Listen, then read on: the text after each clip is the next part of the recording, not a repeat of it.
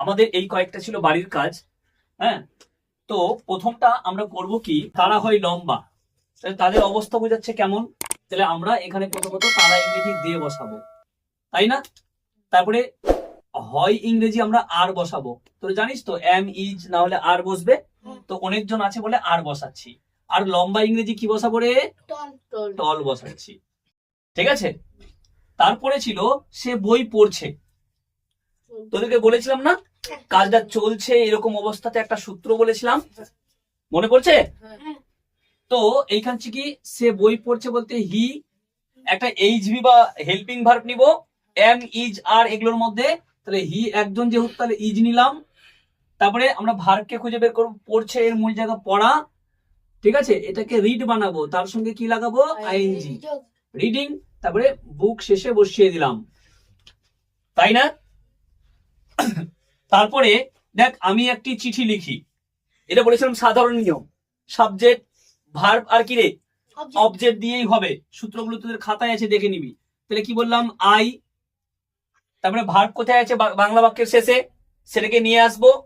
তাহলে লিখি এর মূল জায়গা হচ্ছে লেখা, তাই না? এটাকে রাইট মানে V1টাই লিখলাম। তারপরে কি লিখি? একটি চিঠি, তাহলে এ লেটার লিখে দিলাম, হলো? আচ্ছা, তারপরে দেখ কি বলছে এখানে, গাছে পাখি আছে। তো আমরা এটা কি দিয়ে করেছিলাম? ওই দেয়ার দিয়ে একটা সূত্র ছিল, কোনো জায়গায় থাকলে এরকম বোঝালে। তাহলে প্রথমত হ্যাঁ 5 নম্বর সূত্র তোদের খাতায় পাবি, দেয়ার। এবার পাখি একটা না অনেকগুলো?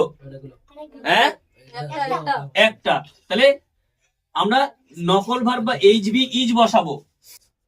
বুঝতে পারলি না? অনেকগুলো থাকলে আর বসাতাম। তাহলে দেয়ার ইজ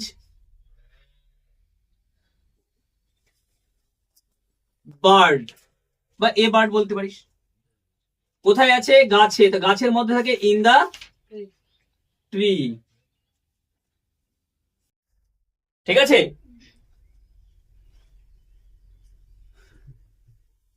বা বিনিথ দা ট্রি বলতে পারিস। তারপরে কি আছে? আমাদের একটি কি আছে রে? পাখি আছে। তো আছে নিজের অধিকারে আছে বা মালিকানা বোঝালে আমরা কি দিয়ে করি? আমাদের এর মূল জায়গা হচ্ছে আমরা। পাখিগুলোর মালিককে, এই পাখিটার মালিককে আমরা। তো আমরা ইংরেজি কি করব? উই। তারপরে আছে ইংরেজি আমরা হ্যাভ না হলে হ্যাজ বসাবো। তো অনেকজন থাকলে হ্যাভ বসে, তাই কিনা বল? তাহলে উই হ্যাভ কি হবে? এ বার্ড, হয়ে গেল। তারপরে বলেছিলাম দেখ 6 নম্বরে যে দিয়েছিলাম যেটা বাড়ির কাজটা, তো এখানে বলেছিলাম পাখিটি উঠতে পারেনি, তাই না? এটাকে কি করবি? ওই যে ডিড নোট বলেছিলাম না, বা কুড নোট বলেছিলাম, তাই তো মোডাল অক্সিলারি দিয়ে করতে হবে। তো এটাকে কি করব? লিখবো দা বার্ড কুড নট, বা ডিড নট দিতে পারিস, কুড নট ফ্লাই। তো হয়ে গেল, পাখিটি উড়তে পারেনি। ওকে।